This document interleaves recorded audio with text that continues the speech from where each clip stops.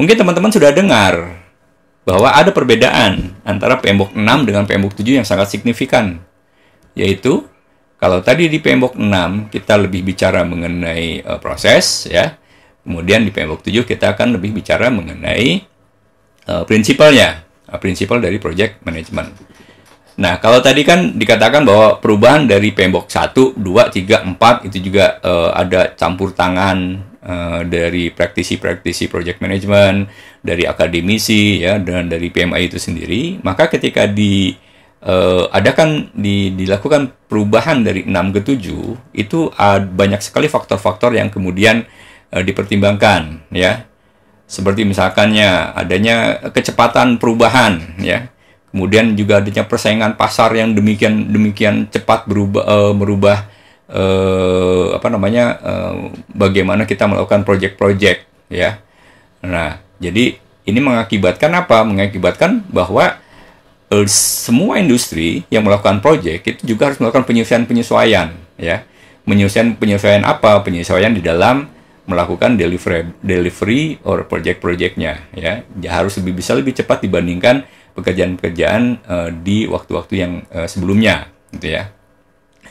Nah, kemudian juga untuk melakukan ini, maka organisasi harus meluncurkan project tentunya, ya. Ingat, waktu di training ada satu grafik yang menunjukkan current state dan future state, ya. Di mana ketika kita di current state, kita berarti berada pada kondisi saat ini, ya. Tentunya perusahaan yang menginginkan bahwa kita akan bergerak dari satu posisi menuju posisi yang lain, ya, yaitu menuju posisi yang dinamakan dengan future state-nya. Future state-nya itu apa? Dilakukannya bagaimana? Dilakukannya adalah dengan menggunakan project-project, ya, dengan melakukan project-project, sehingga nanti akan berkembang. Nah, kemudian pertimbangan yang lain, ya, juga adalah penekanannya lebih kepada kepemimpinan dan strategi untuk bisa melit project dengan efektif, ya. Kemudian ada juga bagaimana suatu pekerjaan atau suatu project itu kita lakukan juga mengalami perubahan, ya, yang tadi sudah saya singgung. Yang tadinya pekerjaannya dilakukan secara prediktif, kemudian meningkat menjadi adaptif atau agile, ya, atau bahkan gabungannya, ya, menjadi dikerjakan secara hybrid. Nah, kemudian juga adanya kemajuan teknologi yang kemudian mendisrupt, ya, terjadi disrupsi di industri, ya. Dengan demikian mengubah peran dan fungsional dari tanggung jawab dari masing-masing pekerja di project management, ya. Nah, berdasarkan dari PMI Strategic Plan di tahun 2017, maka ada arahan di sana mengatakan bahwa PMBOK 7 itu untuk memastikan bahwa PMBOK 7 itu relevan dengan kondisi-kondisi yang di atas tadi. Kondisi-kondisi tadi yang saya sebutkan tadi, ya. Jadi masih relevan, ya. Terlepas bagaimana proyek kemudian akan dideliver. Nah, berdasarkan inilah kemudian kita melihat hasilnya. PMBOK 7 itu, ya, seperti ini jadinya.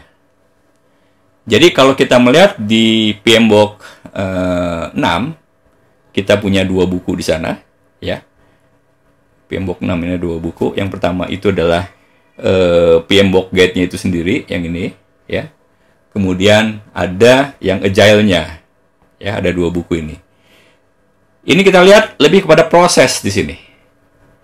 PMBOK 1 sampai dengan PMBOK 6 itu lebih kepada proses.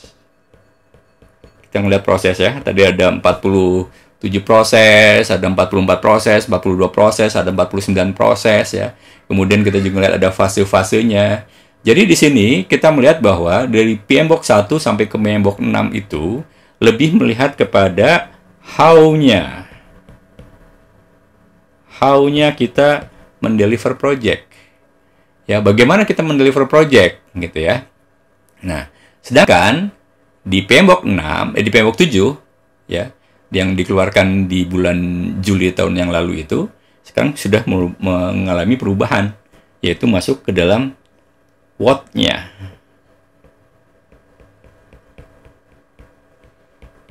Ya. what-nya, what dan why-nya, ya, dari sisi project management. Nah, terus pertanyaannya, how-nya bagaimana kalau gitu? How-nya tetap ada di PMBOK 6. Maka tadi di awal sekali saya mengatakan bahwa apakah kemudian saya perlu buang itu PMBOK 6-nya, ya? Dalam hal ini jangan dibuang.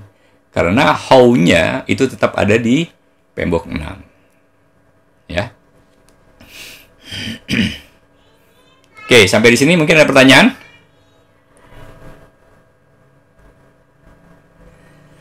Belum ada, Pak. Belum ada ya. Baik. Kalau kita lihat sekarang nih, saya perbesar ya. Perbedaan antara PMBOK 6 dengan PMBOK 7. Pak Ade, ini Ya, silakan. ada yang raise hand dari Bapak Ihzar Murafi. Ya, silakan Pak. Ya, selamat siang Pak Denny. Siang Pak. Ya, Pak, saya cuma mau nanya dikit, tapi mungkin nanti dijelaskan juga ya. Jadi, PMBOK 6 dan 7 ini saling melengkapi, jadi bukan menggantikan ya, PMBOK 7 ini ya. Ya, betul Pak.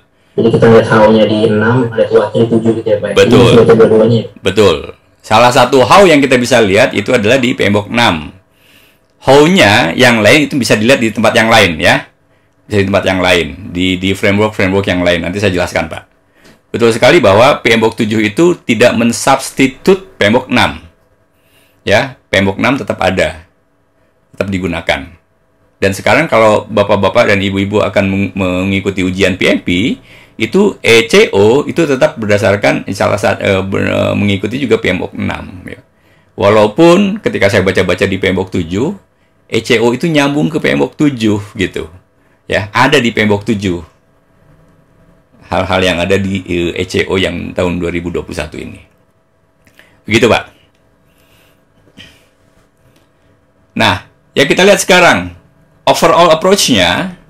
Kalau di PMBOK 6 itu lebih preskriptif ya, lebih bersifat menentukan, memberikan ketentuan melalui proses-prosesnya. Ya. Kalau contohnya apa? Contohnya kalau kita mau memanage resiko bagaimana? Memanage resiko kalau menurut PMBOK di proses PMBOK itu risk management ya. Itu kita kenal dengan namanya PIRIM kan ya. PIRIM. P-nya itu plan, I-nya identify, kemudian E-nya evaluate, kemudian ada response, kemudian I-nya itu I yang kedua itu apa? Ada yang ingat nggak? I yang kedua. Identify, I-nya saya lupa, yang M-nya kemudian adalah monitor ya, yang terakhirnya itu ya. Nah itu contohnya secara preskriptif, artinya apa? Sudah ditentukan ya. Tapi nanti kita pun bisa memilih ya, walaupun ketentuan-ketentuannya ada gitu. Ya, jadi lebih menekankan kepada how ya, bukan kepada what atau why-nya. Nah, sementara yang di PMBOK 7 itu lebih kepada prinsipal untuk guide mindset-nya. Action-action apa yang harus kita kerjakan, kemudian behaviors-nya harus bagaimana ketika kita menyelenggarakan suatu project gitu ya.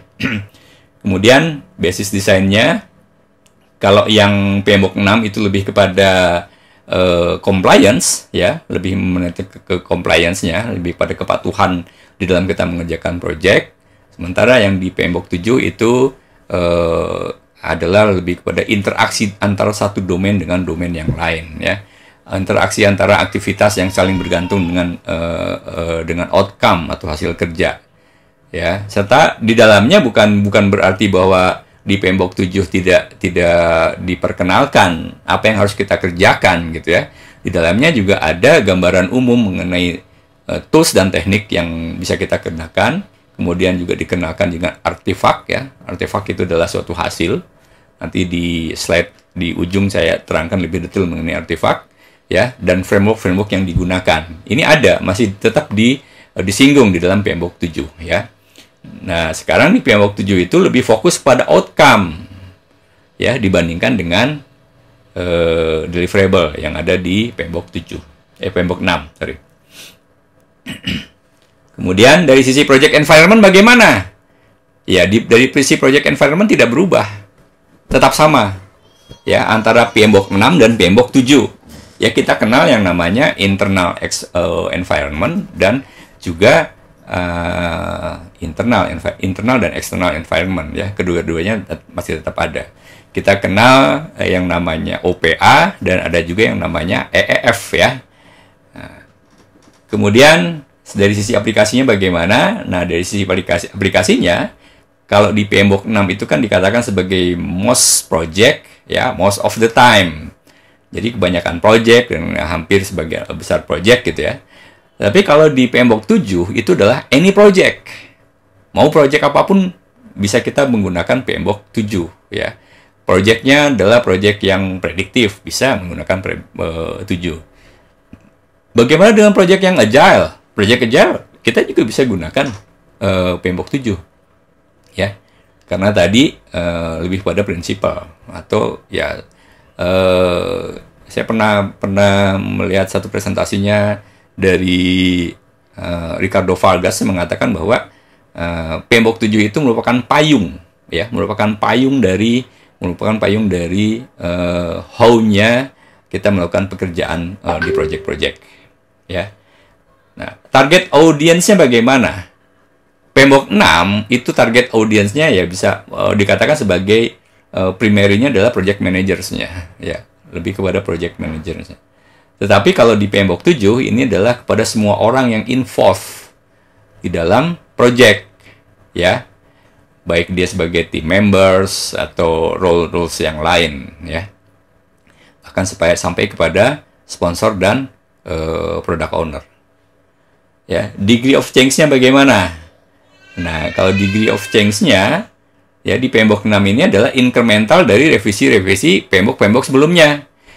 Revisi dari PMBOK 1, 2, 3, 4, 5, dan 6 gitu ya. Ada perubahan-perubahan terms ya. Dulu dikenal di PMBOK 4 sampai PMBOK 4 itu kita kenal yang namanya kalau di PMBOK 5 dan 6 itu kan earn value-nya itu ada earn value ya. Kalau dulu kan ada BCWS, budgeted cost work schedule, ada BCWP dan sebagainya. Kemudian dirubah di PMBOK 5 dan 6 ya. Nah, ini adalah incremental yang terjadi di dalam PMBOK 6. Sementara di dalam PMBOK 7 ya, degree of change-nya lebih kepada principle base ya. Untuk apa? Untuk merefleksikan value ya, value delivery dari project-project yang akan kita deliver. Kemudian dari sisi tailoring-nya bagaimana? Tailoring guidance. Di PMBOK 6 ada, di PMBOK 6 itu ada di setiap bab ya, di setiap chapters, terutama chapters yang terkait dengan knowledge management, dengan knowledge area, itu selalu ada di belakangnya itu adalah guidance untuk tailoringnya. Tetapi dia tidak terlalu banyak gitu ya. Guidance-nya itu nggak banyak lah di sana. Ya, tidak ada specific guidance ya di PMBOK 6. Tetapi di PMBOK 7 tailoring ini dia sudah dibuat secara spesifik sedemikian rupa, sedetail mungkin sehingga kita bisa mendapatkan kalau kita mau melakukan tailoring terhadap platform project management yang akan kita gunakan seperti apa ya. Itu ada tahapan-tahapannya ya, dari tahapan identifikasi, kemudian bagaimana kita melakukan proses tailoringnya itu sendiri, dan sampai akhirnya kita perlu melakukan proses monitoring kepada apa yang sudah kita tailor dari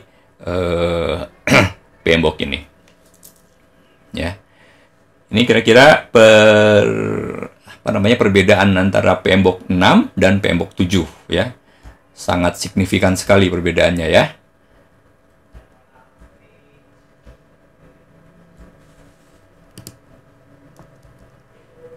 Nah, tadi kan dikatakan sebagai payung ya. Sebagai payung. PMBOK 7 itu sebagai payung. Kenapa PMBOK 7 sebagai payung? Karena PMBOK 7 itu ya, kan tadi lihat di sini. Di sini adalah sebagai yang PMBOK 7-nya itu adalah sebagai what-nya kan. Ya. Sebagai what-nya. Sedangkan yang di bawah itu adalah sebagai how-nya. Kita bisa menggunakan how-nya itu bagaimana? Kita bisa menggunakan PMBOK. Kalau misalkan ada referensi PMBOK 1 yang masih bisa kita gunakan, ya bisa kita gunakan. Di PMBOK edisi 2, PMBOK 3 ada referensi yang kita gunakan, ya bisa juga kita gunakan gitu ya. Nah, di sini bisa kita gunakan dari PMBOK 1 sampai PMBOK 6 ya. Tapi saran saya kalau untuk ujian ya pakainya PMBOK 6 aja gitu ya. Jangan kemudian buka-buka lagi PMBOK 5, 4, 3, 2 dan 1. Apalagi nanti istilah-istilah. Karena istilah-istilah tadi sudah tidak lagi digunakan di PMBOK 6 kan. Di ujian pun nggak ada. Istilah BCWS di ujian udah nggak ada gitu ya. BCWP juga di ujian udah nggak ada. Nah. Kemudian kalau PMBOK 6-nya tidak ada, terus bagaimana gitu? Karena saya mendapatkan informasi ya, PMBOK 6 itu akan akan tidak ada lagi di dalam tidak dijual lagi oleh PMI per bulan Maret kalau nggak salah. Nggak, saya lupa akhir Maret atau awal Maret gitu ya. Per bulan Maret itu sudah tidak lagi dijual dan juga sudah tidak bisa lagi di-download. Sekarang saya nggak tahu apakah kita masih bisa download di pmi.org atau tidak ya. Nah, kemudian bagaimana kalau itu sudah tidak bisa di-download, sudah tidak dijual? Kita bisa menggunakan yang namanya ini. PMI mengeluarkan, sekarang kita punya ada PMI Standard Plus. Ya. Di sini kita bisa melihat di pmi.org. Buat teman-teman yang sudah menjadi anggota PMI, maka kita bisa mengakses PMI Standard Plus. Ya, isinya apa PMI Standard Plus? Isi dari PMI Standard Plus itu adalah merupakan repositori dari how yang ada di dalam PMBOK 6 ya dan di luar PMBOK 6. Ya.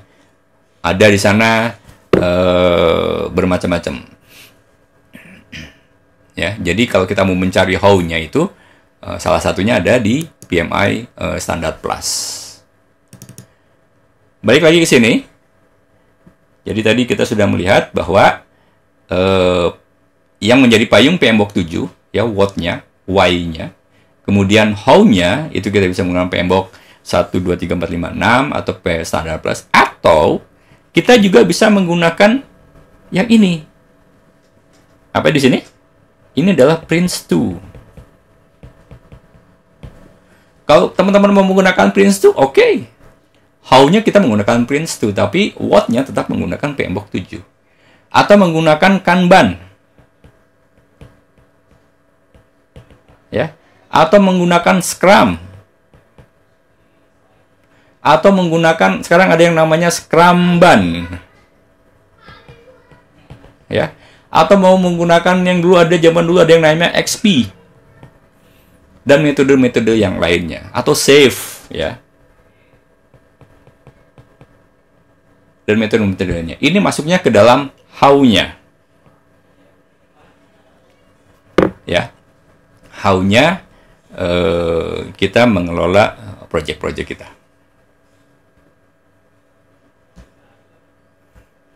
Nah, kira-kira isinya begini. PMBOK 7. Nah, buku PMBOK 7 sendiri sebenarnya terbagi dua. Bahkan waktu PMBOK 6 pun sebenarnya terbagi dua ya.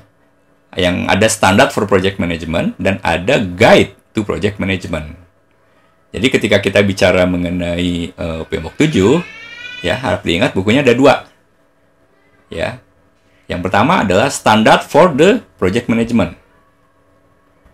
Ya, ini merupakan bagian dari PMBOK ya. Atau ini juga yang sudah distandarisasikan di US, di Amerika ya. Maka masuk ke dalam ANSI ya, American National Standard Institute. Coba silakan dibuka-buka lagi di PMBOK yang 6 ya, di bab halaman keduanya ya, di bagian keduanya itu merupakan standar dari project management ya, ANSI.